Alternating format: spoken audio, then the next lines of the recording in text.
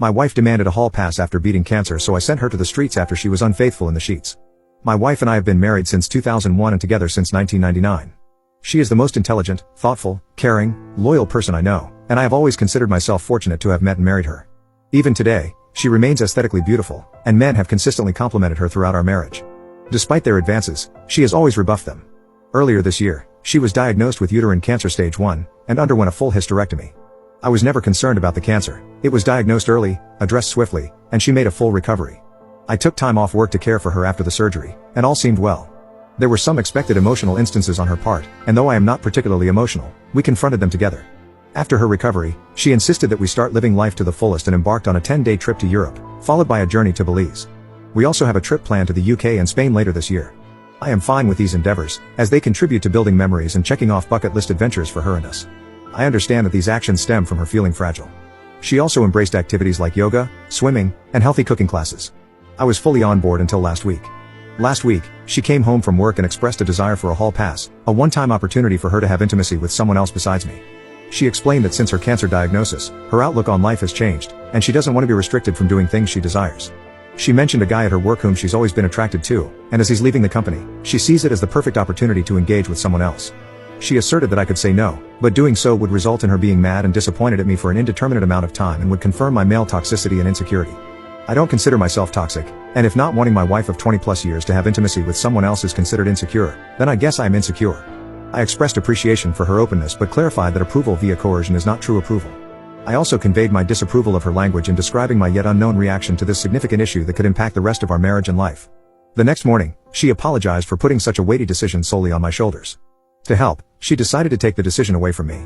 She booked a hotel near where her coworkers are having a farewell party for this guy and planned to spend the night there with him, hoping I would still be here when she returned. She assured me that she would answer any questions I have about the night afterward but not before. She refused to disclose any details about him, stating that she knows me too well, and revealing such information would lead me to dwell and obsess over him, making it too real for me. Her perspective is that the less I know, the better, which contradicts her offer to tell me anything I want to know after it happens. I think she assumes I won't want to know anything, or she simply will not tell me. Part of me thinks that at least she has been honest with me, and she has been through a lot since finding out she had cancer, so maybe I should just let it happen. I certainly have no concept of what she went through, so I cannot dismiss how this affected her mental state and outlook on life. Another part of me wants to put my foot down and say this is not going to happen and deal with the consequences when they happen.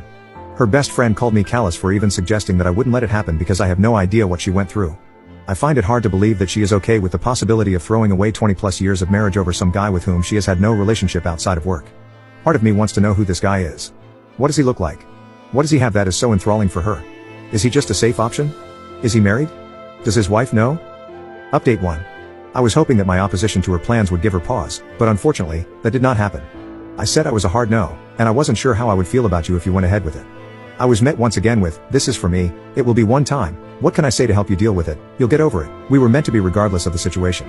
After that, she left on Saturday, ostensibly to meet her coworkers, but in reality, to be with the guy. I asked her to text me when she was leaving for the bar, and when she did, I asked her if she was really going to go through with this. After her response, "I am not answering any more questions tonight, I will see you tomorrow," I blocked her. Then I did something either stupid or brilliant. I went to the bar where the get-together was happening. Well, not the bar but a transit bench across the street. I waited for a long time. It was running through my mind leading up to this event that I needed to know who this guy was, maybe to compare myself against him, to see what he had that I didn't. It was driving me crazy not knowing who he was and what was so special about him that she would ruin a marriage for.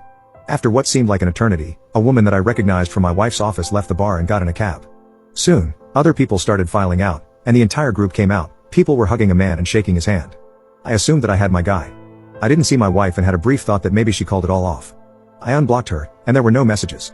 Everyone said their goodbyes and left. The guy was just standing outside for a couple minutes, and then my wife came out. She looked around, took his hand, and started walking away together.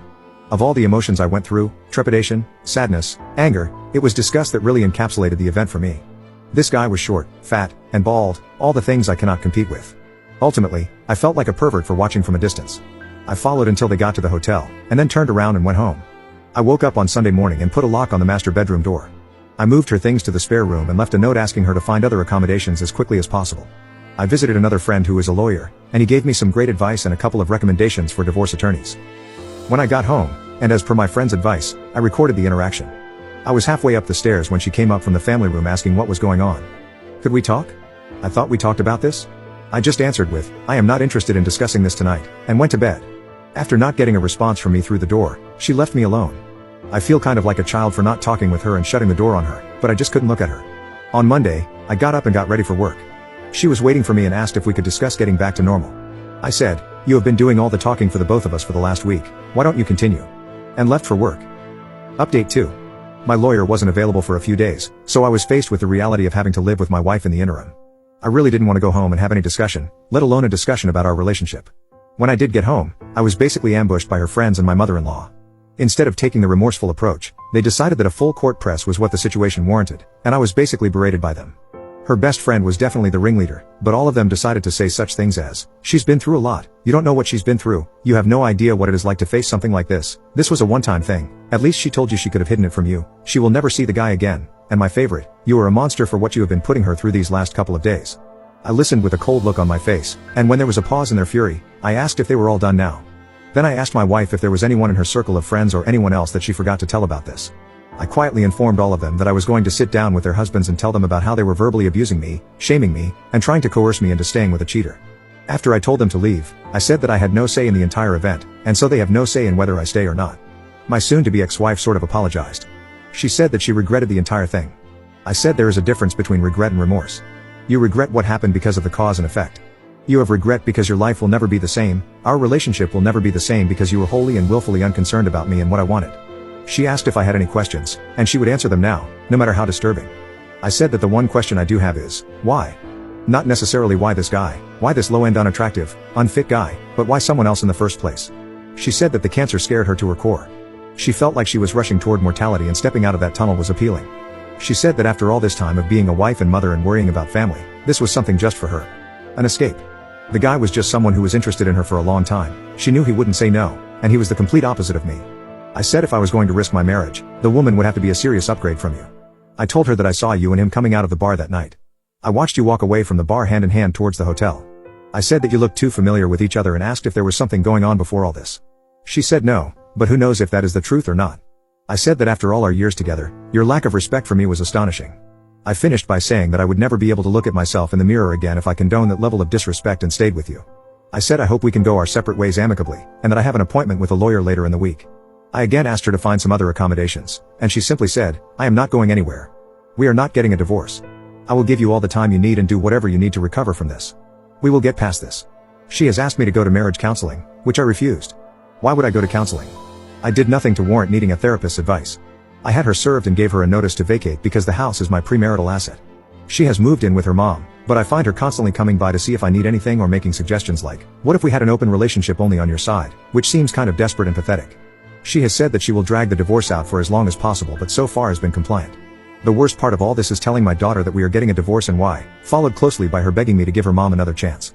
I am not sure I would have been afforded the same consideration if I was the one who was cheating. Update 3. There is not much to report. We are in the process of getting a divorce, however, where we live, we must be legally separated for 1 year. My wife has said that she will give me whatever I want in the divorce if I agree to attend marriage counseling, but I am not interested. There was a bit of back and forth while we worked out what separation looks like in everyday life from this point forward. As a result, we have only just agreed to the confines of the legal separation, so as we move towards defining the divorce language, maybe my stance may change. I received a lot of messages about her friend group and my daughter, so I will clear up any misconceptions now. My daughter isn't taking her mother's side. She has always been a mama's girl but she is very unhappy with her mom right now. Her initial reaction was just shock and held out hope that we would work through any issues and stay together. Now she accepts that is not going to happen. She has been limiting her interactions with her, but at the end of the day, she is still her mom. The friend group husbands were upset at the level of complicity of their wives in aiding and abetting the cheating and made them cut off my wife, but that seems to have been forgotten at this point. The best friend was the ringleader and seems to have taken perverse pleasure in actively creating scenarios where they would be in contact, at the very least encouraging to the point of causing her husband to question her motives. It turns out she didn't like me at all, and this was her way of sticking it to me. I guess she wins. I have decided not to date anyone for a while. I will not be getting married ever again. So that's all. I doubt I will post again unless she wins the lottery and I find it in my heart to forgive her.